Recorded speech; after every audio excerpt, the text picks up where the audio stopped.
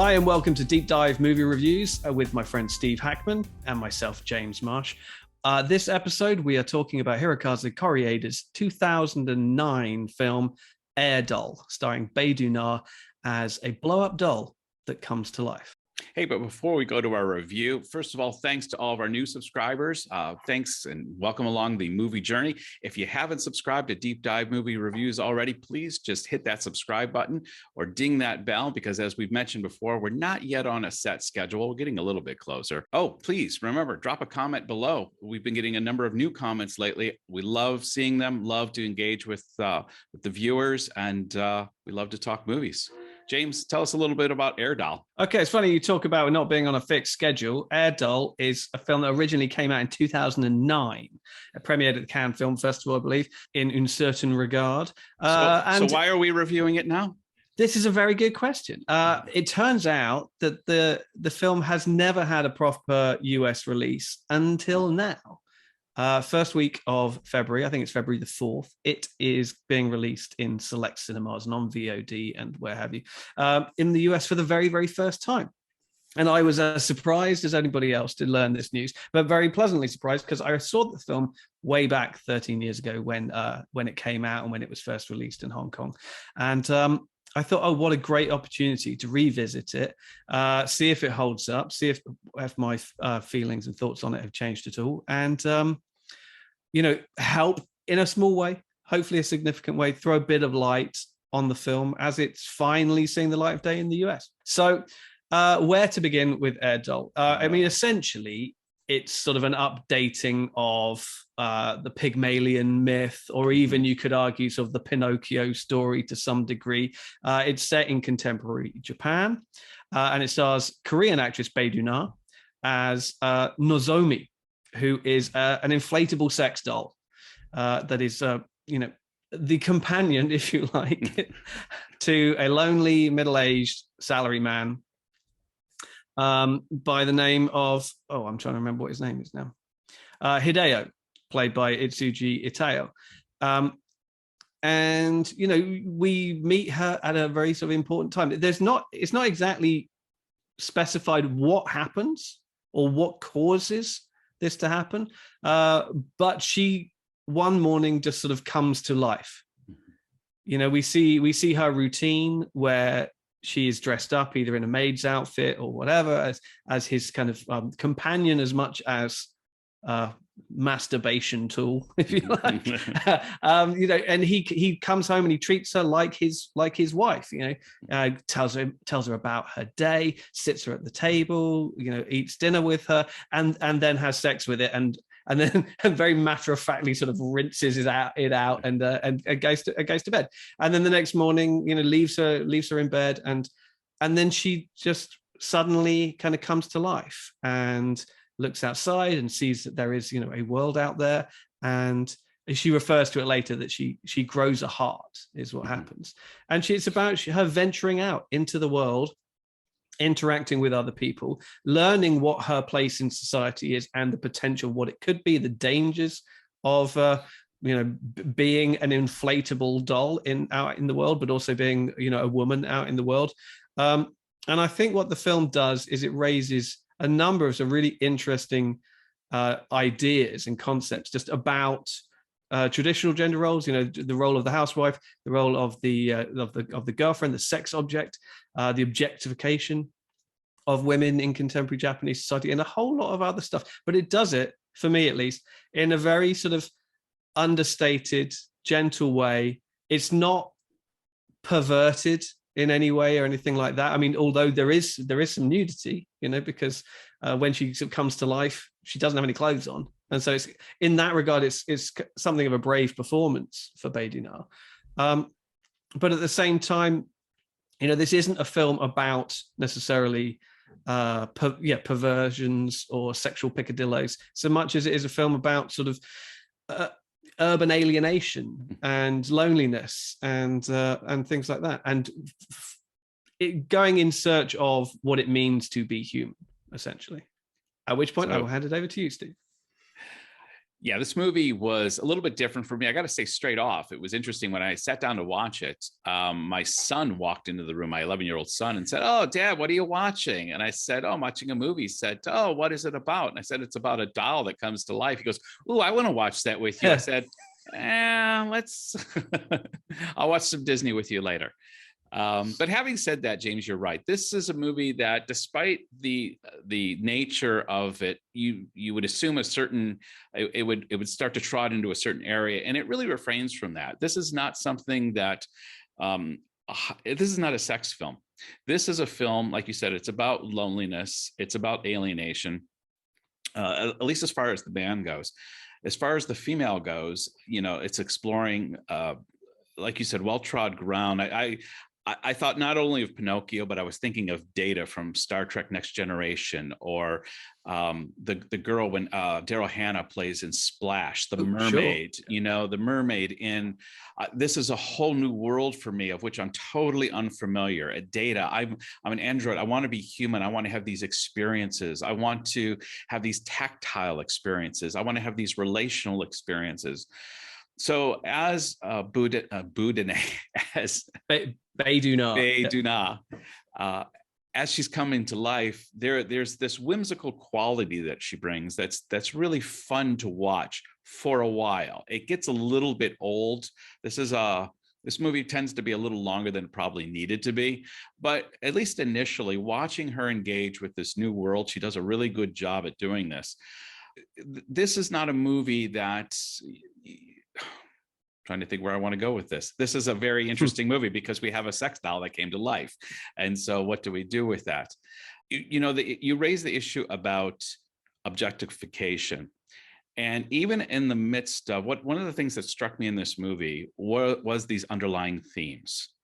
And one of them was, even as she's starting to humanize, she's constantly reminded by those around her she's an object. She even almost recites a little mantra to herself that I'm a sex. I forgot what she actually says in the movie. I only watched it once. A pleasure doll. I'm a pleasure doll, or I am a pleasure doll, and I basically my existence is for men's pleasure, and right. It's not only her owner, but later on the owner of the video store kind of manipulates her into sex.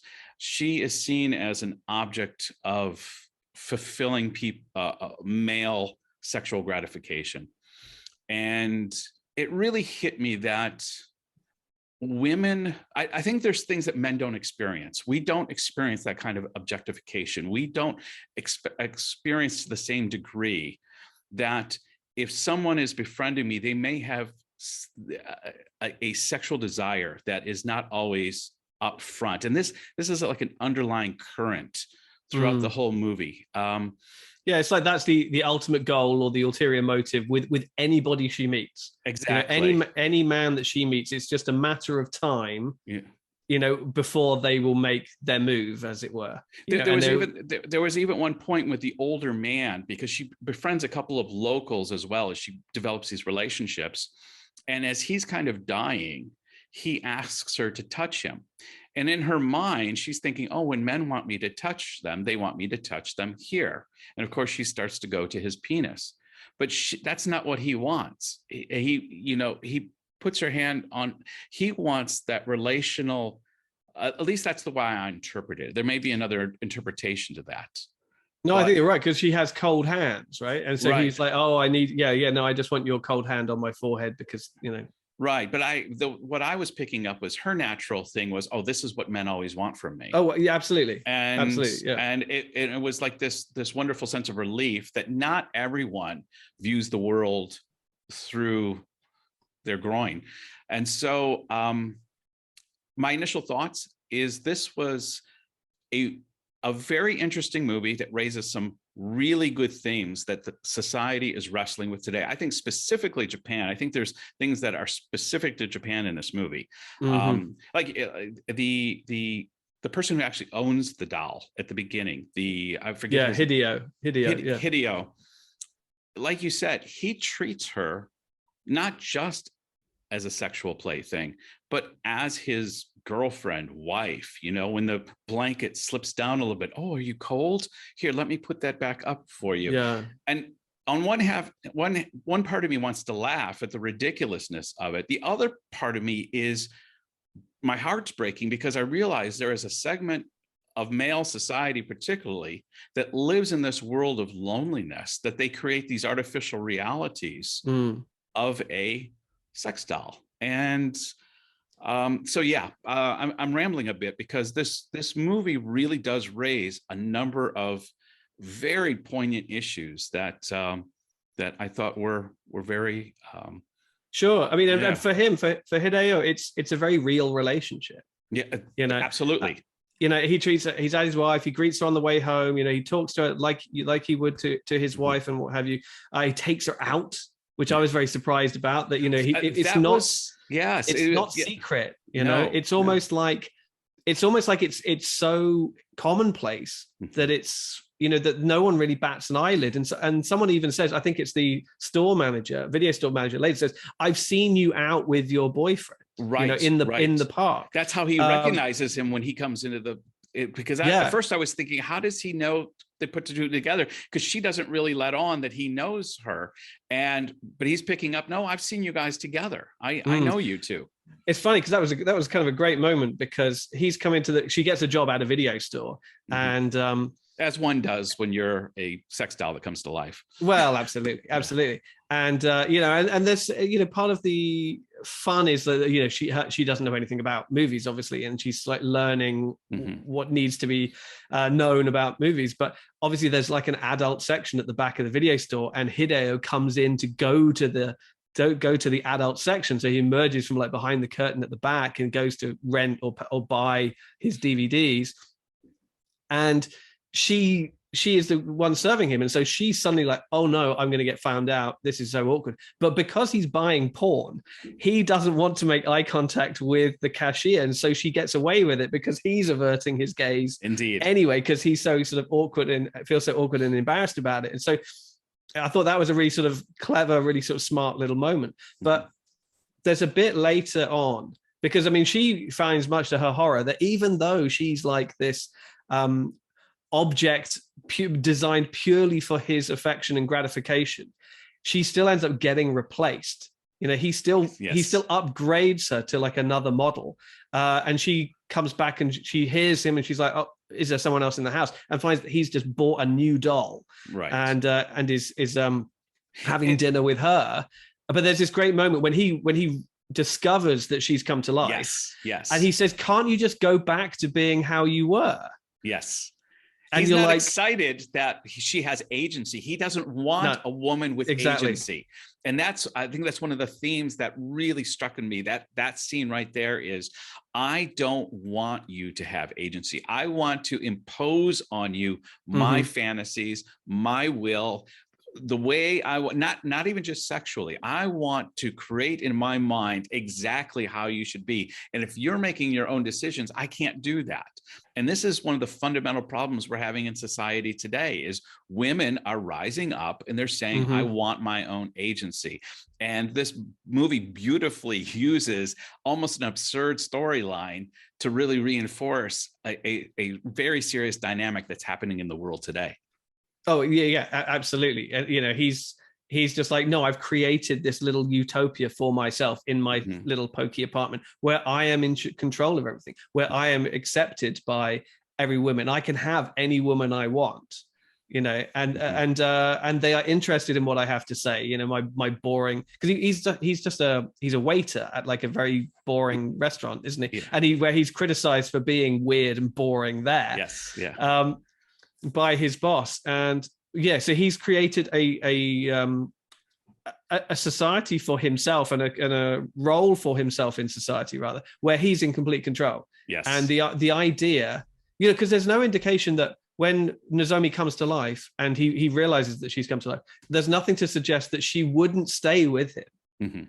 Perhaps, you know, that she might still value their relationship. She's just shocked. And he's like, no, I mean, obviously he's freaked out by the fact that she's come to life, but he's just like, can't you just go back to being how you are? I'm not interested in you being this sort of living, breathing woman, whether you're interested in me or not. Right, exactly. I just want you to literally go back into your box, go back to how I you know, how I bought you, how I want you. And it's so depressing. It's so true. You know, there are so many men who either treat or they get married in order to create these little sort of fiefdoms where they are in complete control, or just these sort of idealistic women that they chase after, and they just say, no, you are just going to be my sex object, or you are just going to be the pretty thing on my arm, and that's all I want you to be, and don't step out of your lane, as it were.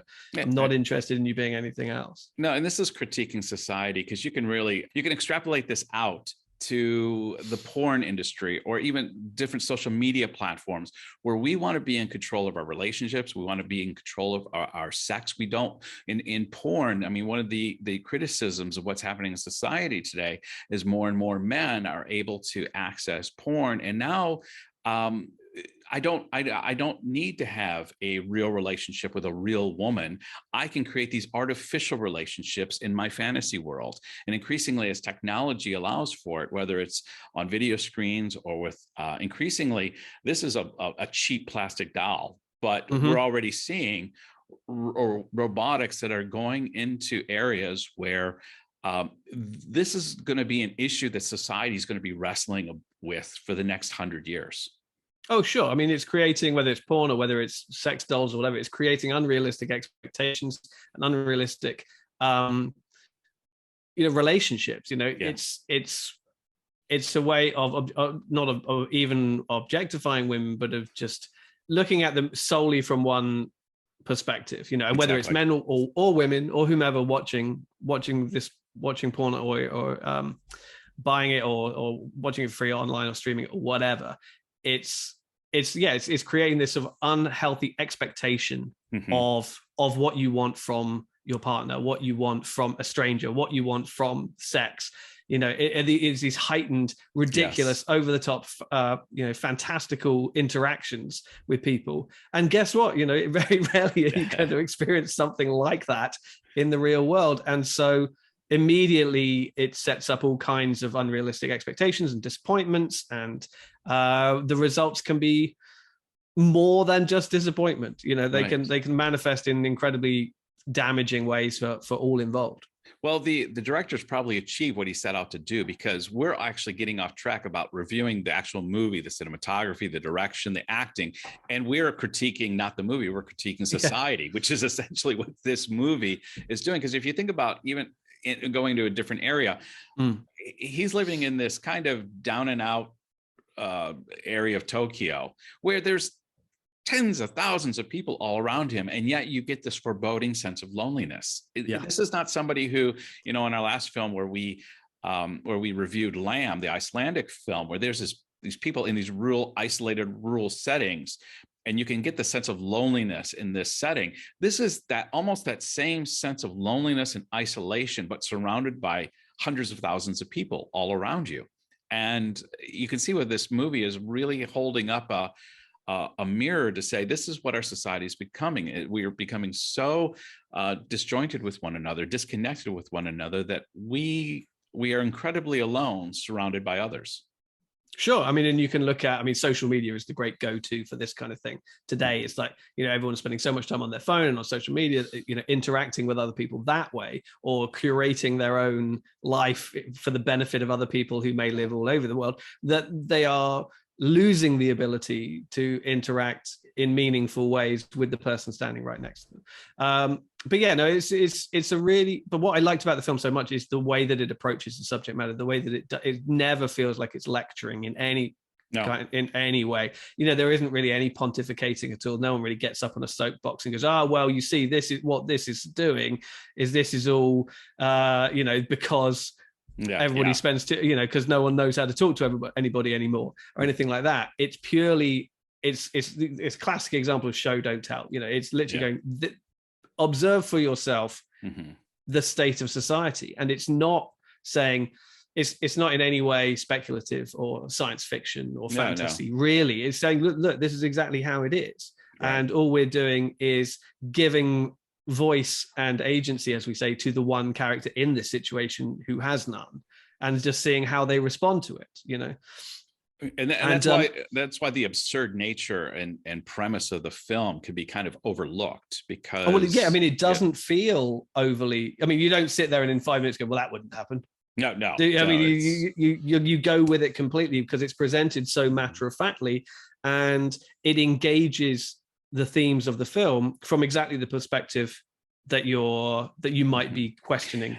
And the hint is I'm not the only one. There's others like me all over the place, which is really, again, just saying this is not about a single issue. This is something that is rampant in society.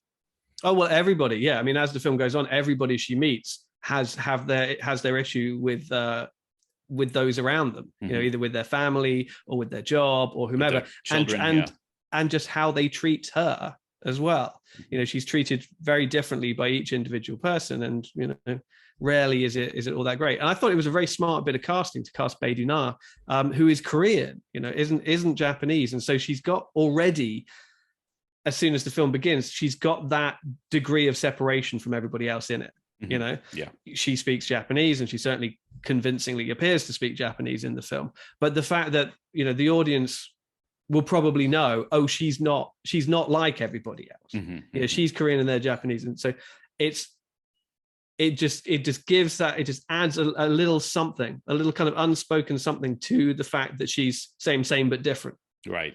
The fact that she kind of looks and acts like everybody else, but she's not like everybody else. And so I thought it was really kind of clever the way they did that. And she, you know, she's, you know, been attracted to sort of different, she's quite adventurous compared to a lot of her peers in Korea anyway, you know, even from her big break in sort of Sympathy for Mr. Vengeance or films like that, where she played like a North Korean sort of activist wannabe kidnapper who's kind of, it's an interesting film. If you haven't seen it, it's a really kind of cool film by Park Chan-wook, who did Old Boy. And you essentially realize that you're kind of following the bad guys. Yeah. And halfway through the film, you're like, oh, these kind of sympathetic characters that I've been with, they're actually like the bad guys. Okay. Or rather, there are no good guys in this situation.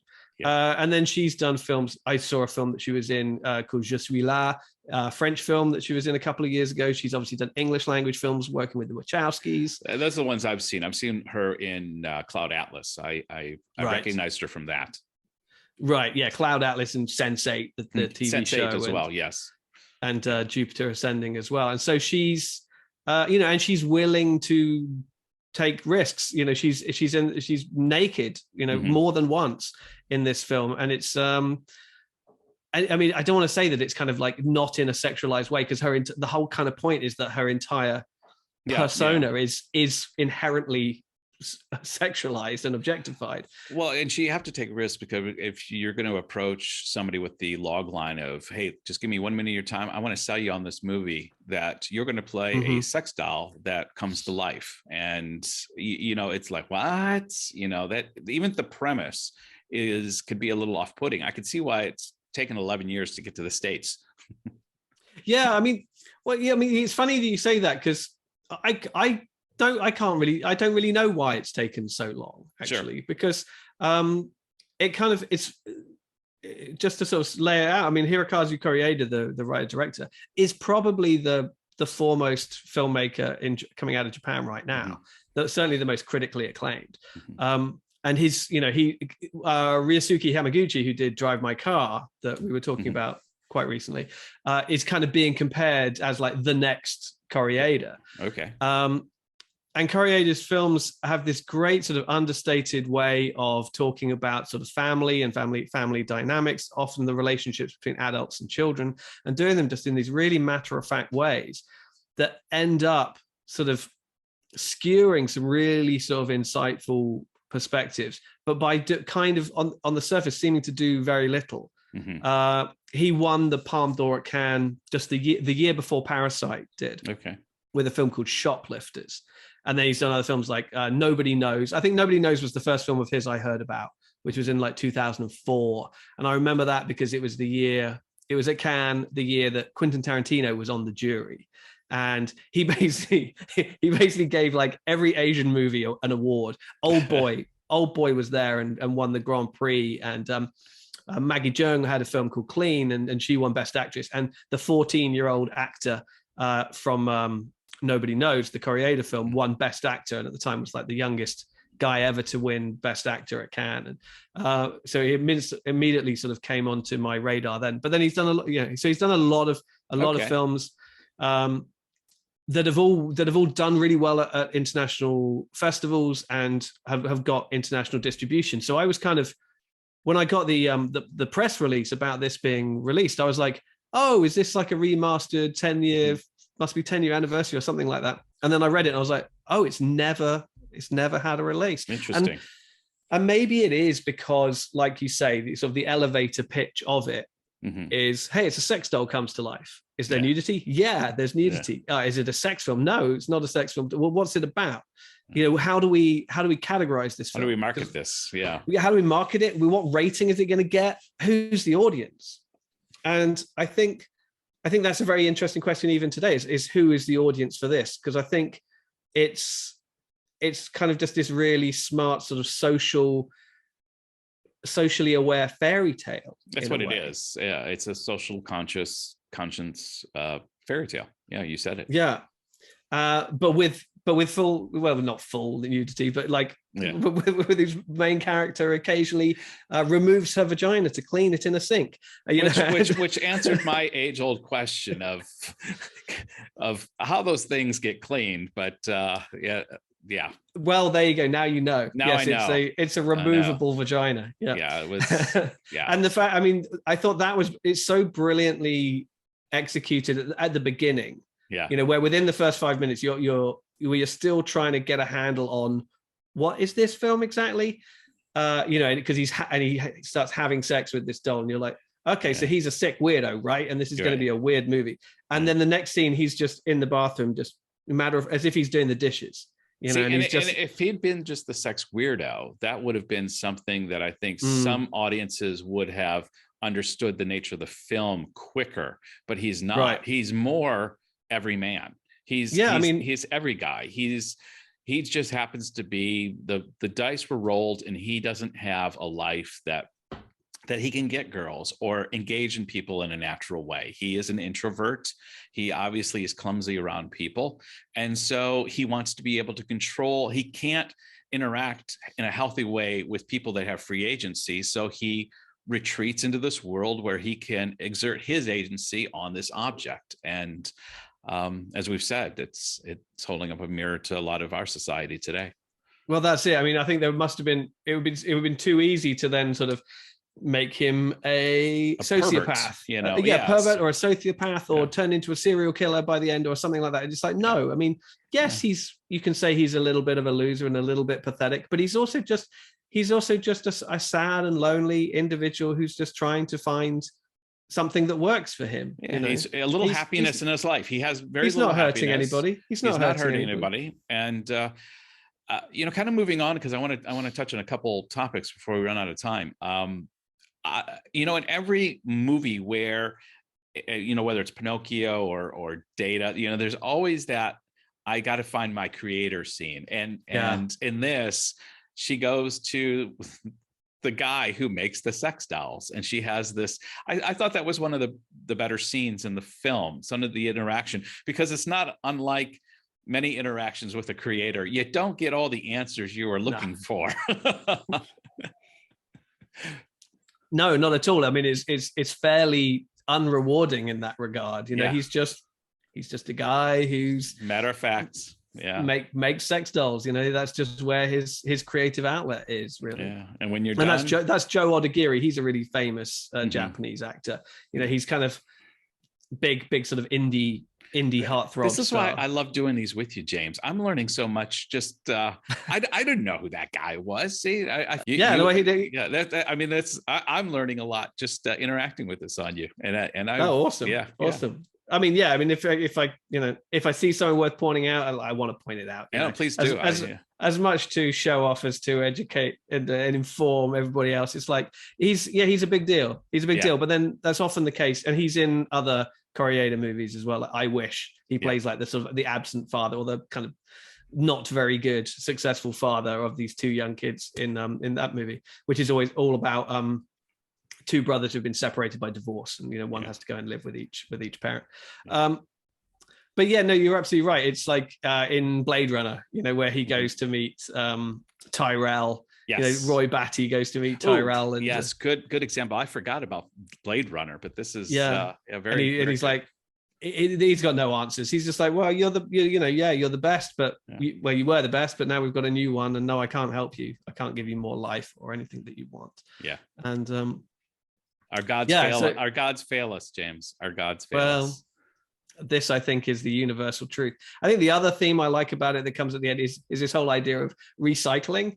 Yeah. And it's kind of a really sad ending that the film builds. It is a very sad ending, and I think we haven't yet touched on Junichi, the love interest of played by Arata. Yes, and he obviously comes to a very tragic end at the end.